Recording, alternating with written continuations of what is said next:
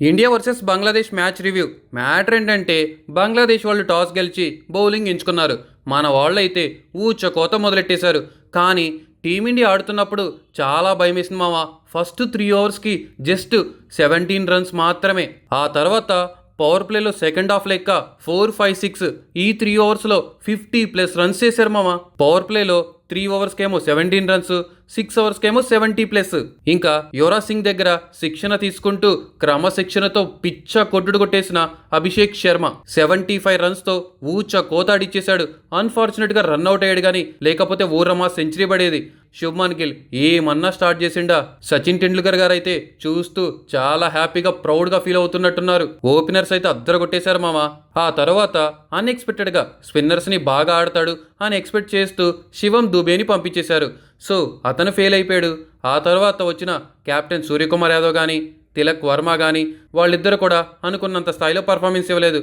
హార్దిక్ పాండ్యా కొంచెం ఫినిష్ చేశాడు కాబట్టి ఆ మాత్రమైన స్కోర్ వచ్చింది, లేకపోతే తారు మారయ్యేది మ్యాచ్. అక్సర్ పటేల్ మాత్రం కొంచెం టెస్ట్ మ్యాచ్ ఆడేశాడు మామ.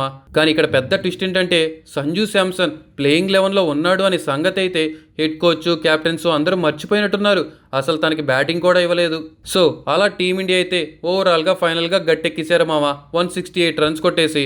ఆ తర్వాత బంగ్లాదేశ్ ఓపెనర్ అయితే సైఫ్ హసన్ చాలా అంటే చాలా భయపెట్టేశాడు మామ. అలా ఆడేశాడు. అందరూ అవుట్ అవుతున్నా కూడా తను మాత్రం ఊచకోత ఇన్నింగ్స్ ఆడిండు. ఒకసారి కాదు, 2 సార్లు కాదు, 4 క్యాచ్లు ఒక్క ప్లేయర్కే డ్రాప్ చేసేశారు మామ. సైఫ్ హసాన్ని వాళ్ళ పేరెంట్స్ కన్నా కూడా వీళ్లే బాగా చూసుకుంటున్నారనిపించింది మన ఇండియన్ బౌలర్స్ అండ్ బ్యాట్స్మెన్స్.